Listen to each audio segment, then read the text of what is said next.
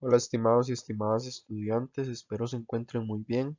En este video vamos a estar trabajando con el tema correspondiente a la semana 7, específicamente el tema de función radical. Iniciemos. Para iniciar, bueno, vamos a definir lo que es una función radical. Resulta que una función radical hace noción a lo que nosotros conocemos como radicales. Y los radicales son las raíces, para ser específicos. Entonces, una función radical nosotros podemos definirla desde un dominio f hacia un codominio R con un criterio de esta forma. De una raíz de índice n, puede ser raíz cuadrada, raíz cúbica, raíz cuarta, raíz de un índice n, donde n es un número natural, y el subradical, que es lo que está dentro de la raíz, es un polinomio p de x. Entonces, una función radical es una función f de x que tiene un criterio de raíz enésima de p de x, donde p de x es un polinomio, y n es un número natural eh, distinto de uno, es decir, 2, 3, 4, 5, o sea, un número mayor o igual a 2. Acá tenemos un ejemplo de una gráfica básica de una función. Entonces vemos que la función es, la gráfica de la función es esta, que se presenta en esta imagen. Su dominio empieza en cero, con el cero incluido, y vamos hasta más infinito. Y el criterio de la función es raíz cuadrada de x. Como vimos, el dominio es de cero más infinito, el ámbito es igual que el dominio, de cero a infinito. La intersección con el eje x es el 0, 0 que se encuentra acá, y la intersección con el eje y es 0, 0 también. Ahora hablemos un poco sobre dominio máximo. Bueno, si nosotros recordamos, cuando yo les hablé por primera vez de dominio máximo, yo les hablé de que habían dos casos en donde una expresión matemática dejaba de existir o una función deja de existir. Una de ellas es la que hemos venido trabajando con de la función racional, que es determinar cuándo es que los denominadores de una fracción se hacen cero. Recuerden que si nosotros tenemos una fracción cuyo denominador es cero, eso automáticamente se indefine en los números reales y deja de existir. Ahora vamos a estudiar el segundo caso de cuando una expresión deja de existir. Y es precisamente cuando nosotros tomamos el índice, digamos, cuando nosotros tenemos una función radical, es decir, una función cuyo criterio contiene una raíz, su índice es un índice par, ¿sí? Y en ese caso, ese índice par me indica que yo tengo restricción sobre quién. Bueno, sobre p de x. ¿Qué debe de cumplir p de x? Bueno, p de x debe de cumplir que sea mayor o igual a cero. ¿Esto por qué? Bueno, recordemos que si nosotros tenemos una raíz y el subradical o el radicando es un número negativo, eso no existe. Por ejemplo, si yo digo raíz cuadrada de menos 2, eso no existe. Entonces yo tengo que garantizar que p de x siempre sea mayor a cero. Siempre y cuando, ¿qué? Bueno, siempre y cuando el índice sea par. Es decir, si el índice es 2, es decir, raíz cuadrada de p de x, o raíz cuarta de p de x, o raíz sexta de p de x, es decir, que el índice sea par, 2, 4, 6, 8, p de x tiene, por obligación así, tiene que ser mayor o igual a cero. Pero, bueno, si ya el índice es impar, automáticamente el dominio de la función es cero. Es decir, si aquí yo tengo raíz cúbica de p de x, no me interesa quién sea p de x. El dominio va a ser r. Bueno, siempre y cuando p de x sea un polinomio, ¿verdad? Entonces, si p de x si el índice, perdón, es impar, 3, 5, 7, 9, el dominio máximo es todo R. Si n es par, yo tengo que garantizar que p de x sea mayor o igual a cero. Veamos un ejemplo. Bueno, nos dicen, para cada uno de los siguientes criterios determina el dominio máximo en el cual se puede definir una función con codominio R. Entonces, yo vengo y digo, ah, mira, es de índice par. O sea, yo tengo una función g de x que es igual a la raíz cuarta de 12 menos 4x. Vean que mi subradical es 12 menos 4x y el índice de la raíz es 4. Como el índice de la raíz es 4, yo tengo que garantizar que lo que yo tengo adentro sea positivo. Entonces, yo veo que mi índice es par, veo mi radicando y bueno, la gráfica de esa función es precisamente esta que está acá. Si nosotros observamos, el dominio de esa función es desde menos infinito hasta 3. Pero ¿cómo determinamos nosotros eso sin tener la gráfica? Bueno, muy sencillo. Yo lo único que tengo que garantizar es que lo que esté dentro de la raíz, es decir, mi radicando o mi subradical, sea mayor o igual a cero.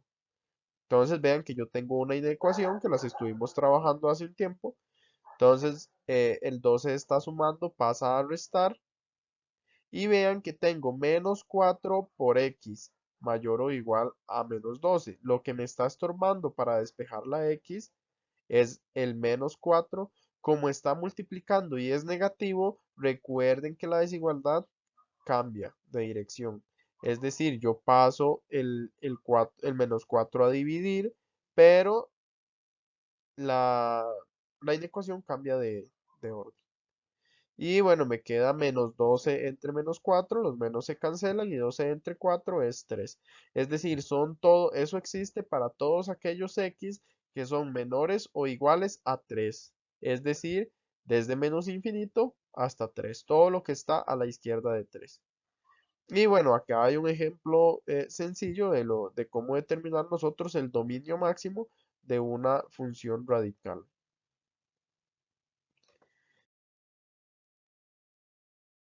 Por acá, bueno, nosotros tenemos otro ejemplo. Igual, para cada uno de los siguientes criterios determina el dominio máximo en el cual se puede definir una función con codominio R. Vemos que tenemos una función radical, pero ahora nuestro índice es 3, es decir, nuestro índice es impar. Y el subradical o radicando es menos x menos 1. Entonces, recuerden que cuando nosotros tenemos un, un criterio donde el índice de la raíz es impar, automáticamente concluimos que el dominio de esa función es todo R.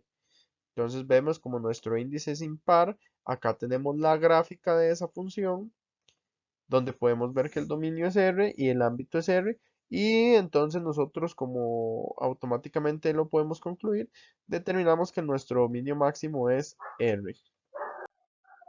Ahora vamos a hablar un poco sobre las intersecciones con los ejes coordenados.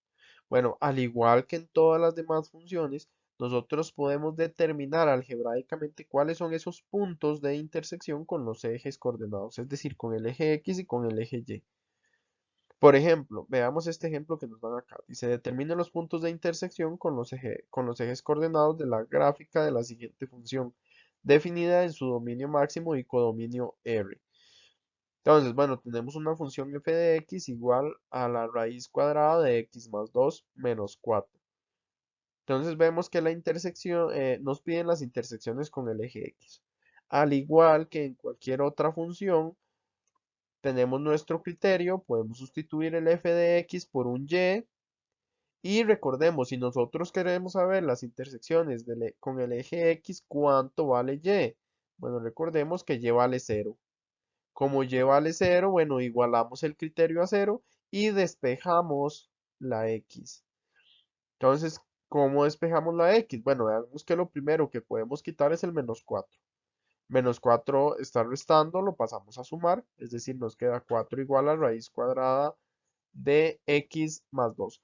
Muy importante, cuando en la raíz no se indica el índice, se asume que es 2, es decir, que es raíz cuadrada.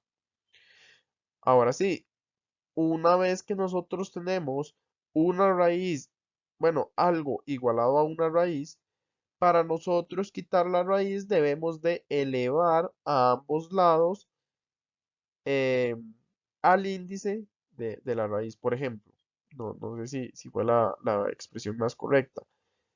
Como el índice de esta raíz es 2, entonces nosotros elevamos al cuadrado a ambos lados. Si el índice de la raíz es 3, elevamos a la 3 o al cubo a ambos lados. Y de esa manera nosotros cancelamos la raíz con el exponente. Entonces, veamos que en este caso nosotros elevamos al cuadrado a ambos lados. Entonces, eso me quedaría así para que no haya ahí mayor confusión. Nosotros elevamos al cuadrado a ambos lados, por acá, elevamos al 4 a ambos lados, la raíz se cancela con el exponente y únicamente entonces me quedaría 4 al cuadrado es igual a x más 2, tal como se expone acá. Y ahí ya podemos continuar despejando. 4 al cuadrado es 16. El 2 está sumando, pasa a restar y me queda 16 menos 2 que es 14 igual a x. Es decir, la intersección con el eje x se da cuando x vale 14. Y así, recordemos que para las intersecciones con el eje x se dan en forma de punto, el x, y, el valor de x es 14 y el y, al ser una intersección con el eje x, vale 0. Acá, bueno, de hecho tenemos la gráfica de la función. Acá no se ve porque está muy pequeño, pero se puede apreciar que la intersección con el eje x se da cuando x vale 14. Y vamos a determinar ahora la intersección con el eje y. Bueno, ¿cómo determinamos la intersección con el eje y? Muy sencillo. Recordemos que tomamos el criterio y bueno, podemos sustituir igual el f de x por y. Y si nosotros queremos saber la intersección con el eje y, x vale 0. Es decir, sustituimos el x por 0 y lo que nos queda es y igual a raíz de 2 menos 4. Ya eso no se puede simplificar más. Entonces, la intersección se da en raíz de 2 menos 4. Así de sencillo. Entonces, el valor del punto donde lo interseca es 0 en x, raíz de 2 menos 4. Y ahí ya nosotros obtuvimos las intersecciones con los ejes coordenados. Ahora, bueno, lo más sustancioso, por llamarlo de alguna manera, en el estudio de la función radical es la racionalización. Pero bueno, ¿qué es la racionalización? Resulta que la racionalización consiste en escribir un criterio de una función radical en otra más sencilla, pero que no contenga radicales en alguna de sus partes. Por ejemplo, eh, supongamos que nosotros tenemos una función racional. ¿Sí? Recordemos que la función racional es la que yo expreso mediante una fracción. Y resulta que yo tengo una raíz en el denominador, pero yo no la quiero tener en el denominador. Entonces yo racionalizo y quito la raíz del denominador, pero ahora la paso al numerador. Y caso opuesto, si yo tengo una raíz en el numerador y yo no la quiero en el numerador, la puedo pasar al denominador racionalizando y quitarla del numerador.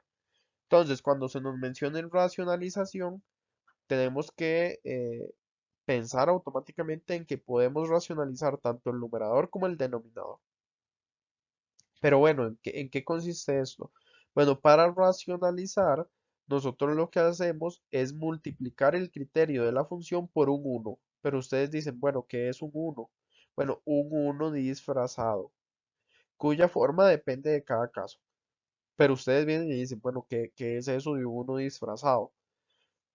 Esta técnica de racionalización surge de la propiedad de los números reales, que es que dado cualquier número, si nosotros lo multiplicamos por 1, nos va a dar el mismo número. Es decir, 2 por 1 nos da 2, 3 por 1 nos da 3.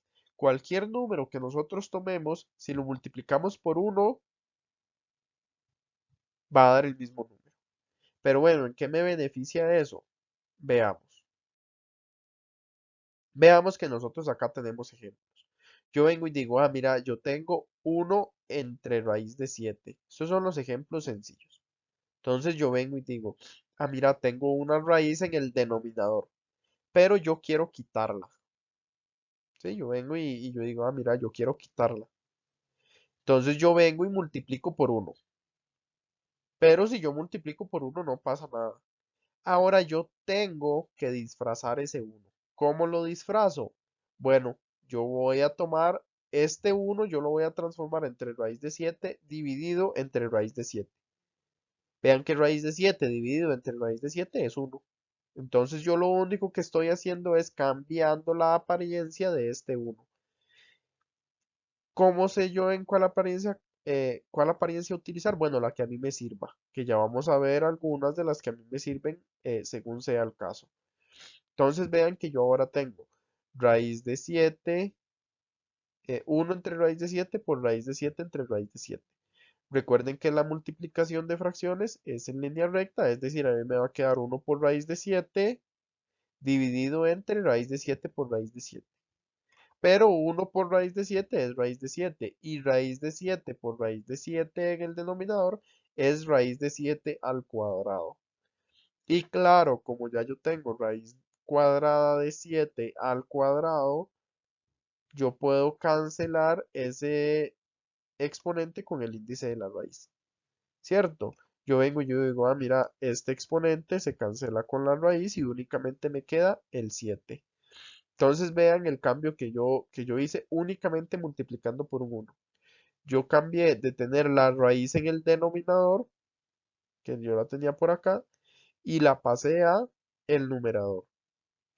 Quizá ahora ustedes no le encuentren sentido a este proceso, pero más adelante cuando ustedes lleven cálculo diferencial van a ver que en algunos casos, principalmente en cálculo de límites, es sumamente útil.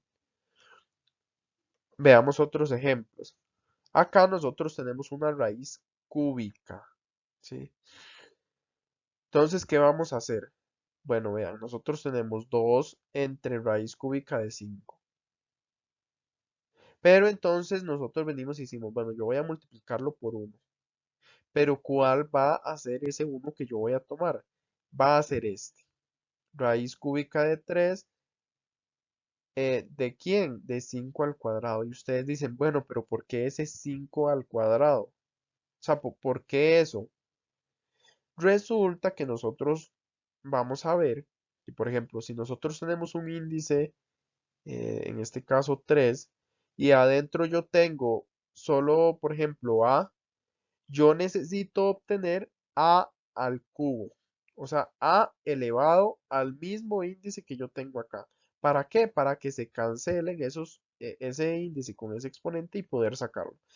Pero en este caso yo veo que yo tengo 5 elevado a la 1, ¿cierto? Entonces, ¿cuánto le hace falta, digamos, al exponente de este 5 para llegar a ser 3? Y eso va a ser lo que yo voy a poner dentro de mi subradical. Como lo que le falta al 5 elevado a la 1 en el exponente para llegar a ser 3 es 2, por eso yo tomo ese 1 disfrazado. Entonces yo vengo y bueno, yo digo, ah, mira, voy a multiplicar por raíz cúbica de 5 al cuadrado. Y ahora, bueno, eso igual multiplicando en línea recta obtenemos esta expresión. Y vean lo que pasa ahora. Yo tengo, bueno, raíz cúbica de 5 por raíz cúbica de 5 al cuadrado es lo mismo que raíz cúbica de 5 elevado a la 3. Y ustedes dicen, bueno, pero ¿cómo pasé yo de esto que yo tengo aquí a esto que yo tengo acá? Bueno, por propiedades de los radicales que más adelante vamos a ver en la siguiente diapositiva. Pero bueno, aquí básicamente se resume a que yo tengo 5. Cuando yo tengo multiplicación de radicales de igual índice, como en este caso, índice 3 se están multiplicando, yo conservo, por llamarlo de alguna manera, la raíz, conservo el subradical y sumo los exponentes. Es decir, conservo el raíz cúbica de 5 y sumo los exponentes del 5. Es decir, este tiene 1, este tiene 2, es 5 a la 3. Y yo puedo sacar el exponente básicamente. Esa es otra de las propiedades. Bueno, ahora una vez que ya tenemos esto, el 3 la raíz cúbica se cancela con el índice 3 y esta va a ser mi racionalización. Entonces, yo voy a obtener la siguiente expresión al final, quitando del denominador la raíz que yo tenía inicialmente y ahora se está pasando al numerador.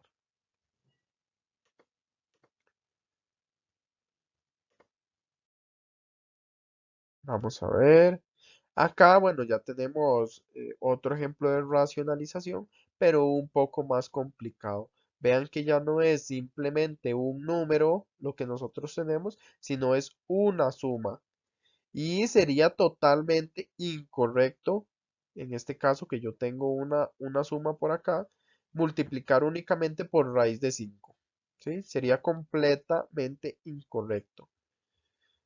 Ahora yo tengo que buscar la forma de cómo racionalizar esto, o sea, de cómo cancelar ese raíz de 5. Pero resulta que, bueno, igual multiplicamos por un 1 y nosotros tenemos una herramienta súper útil, que es la diferencia de cuadrados. Vean que yo tengo algo de la forma a más b y yo lo que tendría que multiplicar entonces por a menos b. Así recuerden que por la fórmula de diferencia de cuadrados, eso sería a al cuadrado menos b al cuadrado. Y así yo podría cancelar esa, esa raíz. Pero bueno, no nos adelantemos tanto y veamos qué procede. Bueno, yo multiplico por un 1 disfrazado y ese 1 va a ser 3 menos raíz de 5 entre 3 menos raíz de 5. Pero bueno, ¿cómo supe yo eso? Como les menciono, siempre que yo tenga algo de la forma a más b, o a menos b incluso, ¿sí? Siempre que yo tenga algo de esta forma y la raíz, ojo, esto es muy importante, que la raíz sea de índice 2, o sea, la raíz tiene que ser cuadrada, ¿sí? Si la raíz no es cuadrada, este método no me va a servir. Pero bueno, si mi raíz es cuadrada y tiene la forma, o sea, el denominador o el numerador, depende de lo que se esté racionalizando, tiene la forma a más b. Yo voy a completar con el otro factor que dice la fórmula. Si yo tengo a más b, yo completo con quién? Con a menos b. Y si yo tengo a menos b, entonces yo voy a completar con a más b. Bueno, en este caso, yo completo con a menos b por multiplicación de fracciones. Es esto que yo tengo acá. eh, Recuerden que se multiplica en línea recta. Y vean que yo ahora tengo 3 más raíz de 5 por 3 menos raíz de 5, que es lo mismo que decir a más b por a menos b. Como tiene esa forma, recuerden que la fórmula notable me dice, bueno, eso es lo mismo que a al cuadrado menos b al cuadrado. Es decir, como el a es 3, yo tomo 3 al cuadrado menos raíz de 5 al cuadrado. Y yo obtendría esa expresión. Ahora, vean que 3 al cuadrado es 9. Acá la raíz se cancela con el exponente y me queda únicamente el 5, es decir, 9 menos 5. Y el numerador yo ahí lo conservo. Al final entonces, bueno, 9 menos 5 es 4. Y esta sería mi expresión completamente acá, racionalizado el denominador. Ahora, la racionalización, nosotros digamos, las fórmulas que a nosotros nos van a permitir racionalizar son precisamente estas, que es la diferencia de cuadrado, que es la que acabamos de utilizar. Es decir, cuando nosotros tenemos una raíz de índice par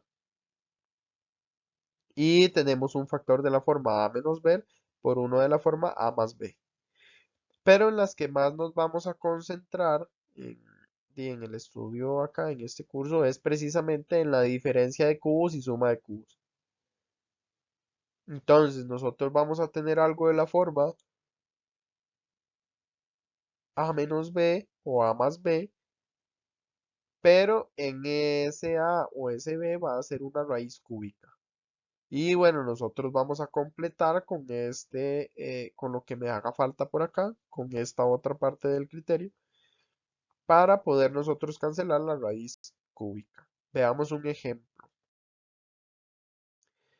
Bueno, antes de pasar al ejemplo, perdón, vamos a hablar sobre las propiedades que les mencioné hace un rato. Estas son las propiedades útiles de funciones racionales, perdón, radicales. Si nosotros tenemos lo que yo a ustedes les dije, por ejemplo, a la raíz enésima de a elevado a un número, o sea, en este caso m, este m puede salir de la raíz, digamos, a elevar toda la raíz, tal como se presenta acá. Vean que el m estaba elevando a la a, entonces yo puedo sacar ese m y elevarlo a toda la raíz. Luego, esta no es precisamente una propiedad de potencias. De hecho, acá, perdón, acá está mal. Aquí sería raíz, digamos, por ejemplo, que sea raíz de... No, perdón, está mal. Aquí es n más m, que es la que conocemos normalmente. Conservamos base, sumamos exponentes. Ahí hay un pequeño error. Luego tenemos raíz enésima de a por b, es decir, de dos números que se están multiplicando. Y yo puedo separar eso en dos raíces, es decir, raíz enésima de a por raíz enésima de b. Pero también podemos utilizarla al lado contrario. Si nosotros tenemos la multiplicación de dos raíces de igual índice, podemos unir las raíces. Es decir, nos quedaría en la raíz enésima de a por b, que esta precisamente es la forma en la que más vamos a utilizarla. Tenemos algo de esta forma y lo convertimos en algo de la forma del lado izquierdo que se presenta ahí en la igualdad. Y por último, bueno, la raíz enésima de una fracción podemos separarla como la raíz enésima de mi numerador entre la raíz enésima del denominador. Una vez visto lo que teníamos anteriormente, vamos a ver algunas consideraciones que tenemos que tener en cuenta. Veamos que, por ejemplo, la raíz cuadrada o raíz enésima en general de a más b es diferente de la raíz de a más la raíz de b. Es decir, yo no puedo separar digamos, la raíz de una suma en la suma de las raíces, ni tampoco cuando es una resta. Veamos un ejemplo de que realmente no se cumple. Vean que raíz de 9 es 3, pero raíz de 9 es distinto de raíz de 5 más raíz de 4. Raíz de 4 es 2 y raíz de 5 es más grande que 2. Entonces tenemos como 4 y algo. Y la raíz cuadrada de 9 es 3. Entonces vean que ahí es distinto. No podemos generalizar, ¿verdad? O sea, el hecho de que esta propiedad, por ejemplo, que yo pueda separar las raíces cuando yo las tengo multiplicando o dividiendo, eso no me garantiza que yo lo pueda separar cuando se están sumando o se están restando. Y bueno, por último, vamos a hacer un ejemplo en el que se racionaliza utilizando la suma de cubos. Entonces vean lo que nos dice, racionalice p de x como 2x al cuadrado menos x menos 3 entre raíz cúbica de x más 1. Dice con p de que tiene dominio r menos el menos 1. Vean que aquí el menos 1 tiene que ser una restricción de este criterio, porque precisamente en menos 1 el denominador se hace 0. Y dice simplifique al máximo. O sea, tengo que racionalizar y simplificar al máximo. Ahora sí, ¿cómo hago yo esto? Bueno, lo que yo les mencioné, yo tengo algo de la forma a más b. Y resulta que en este caso el a es el que tiene una raíz cúbica. Como tiene una raíz cúbica, yo vengo y me voy a las fórmulas que vi anteriormente y yo digo, bueno, ¿cuál fórmula a mí me permitiría cancelar esa raíz cúbica? Y bueno, la fórmula que a mí me permite cancelar una raíz cúbica es algo que utilice cubos. En este caso, bueno, yo digo, como tengo raíz cúbica y tengo un más, entonces voy a usar suma de cubos. Si yo tengo algo de la forma a menos b, yo utilizo diferencia de cubos. Pero bueno, ¿cómo hacemos eso? Igual vamos a multiplicar por un 1 y ahora ese 1 va a ser lo que a mí eh, o sea, lo que a mí me falta para completar la suma de cubos. ¿Qué es esto? Y ustedes dicen, bueno, pero ¿de dónde salió esto? Bueno, recordemos que la suma de cubos dice lo siguiente, a al cubo más b al cubo es igual, y me dicen a más b, ¿cierto? ¿Por quién? Por a al cuadrado. Entonces ya esto va a ser parte de lo que yo voy a traer acá. Entonces, ¿quién es mi a? Bueno, vean que mi a es raíz cúbica de x. Entonces, cuando yo vaya a completar con el 1, yo tengo a al cuadrado. Es decir, raíz cúbica de x al cuadrado. Luego la fórmula me dice, bueno, a al cuadrado menos a por b. Entonces yo vengo y digo, bueno, mi a es raíz cúbica de 3, raíz cúbica de x, perdón, y mi b es 1. Entonces yo tendría raíz cúbica de 3 por 1, que es raíz cúbica, perdón, no es de 3, es raíz cúbica de x. Estoy extraviado. Y bueno, ese sería mi a por b. Y luego la fórmula me dice más b al cuadrado. ¿Quién es mi b? Mi b es 1, entonces b al cuadrado también sería 1. Entonces vean que mi 1 disfrazado literalmente va a ser el factor que a mí me hace falta para completar la fórmula. En este caso yo tengo entonces una raíz cúbica, yo voy a utilizar suma o diferencia de cubos. Como aquí viene un más, yo utilizo suma de cubos. Si hubiese venido un menos, yo utilizo diferencia de cubos, pero es exactamente lo mismo. Lo que hacemos es identificar quién es mi A, quién es mi B y completar la fórmula.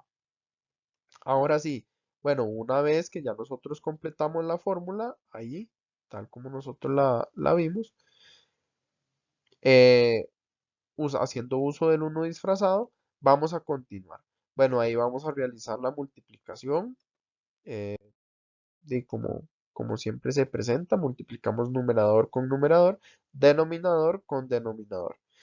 Entonces vean lo que tenemos ahora sí. Ya tenemos algo de la forma a más b por a al cuadrado menos a por b más b al cuadrado. Y recuerden que entonces haciendo uso de esa fórmula, todo esto, todo este denominador, se reduce a al cubo más b al cubo, porque eso es lo que me dice la fórmula. Entonces, todo eso se reduce a, bueno, sí, ahí tal vez me faltó escribirlo, a al cubo más b al cubo. Pero bueno, ¿quién era mi a? Mi a es raíz cúbica de x, es decir, yo tengo raíz cúbica de x al cubo más mi b al cubo. Pero mi b es 1 al cubo. Entonces, bueno, aquí igual los exponentes, bueno, el exponente se cancela con la raíz, me queda x y 1 al cubo es 1. Entonces, en ese caso, únicamente me queda x al cuadrado, x más 1. Y ahí entonces ya tendríamos racionalizada la fracción. ¿Por qué? Porque vean que ya nosotros eliminamos la raíz que teníamos en el denominador y ahora pasó al numerador. Entonces, bueno, ahí podemos simplificar. Vean que en el numerador yo puedo factorizar. Ahí yo tengo algo, un factor cuadrático, yo puedo factorizar eso y resulta que uno de los factores es x más uno. Ahí se factoriza con inspección, con fórmula general incluso también, o sí, digamos, con inspección o fórmula general.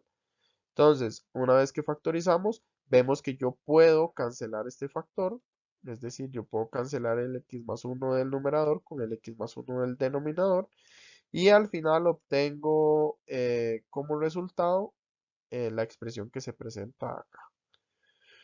Y con eso nosotros concluimos este ejercicio de racionalización. Bueno, para no extender más el video, espero que les haya quedado bastante claro. Esto lo vamos a estar trabajando durante esta próxima semana y cualquier duda la vemos en clase u hora de consulta. Hasta luego.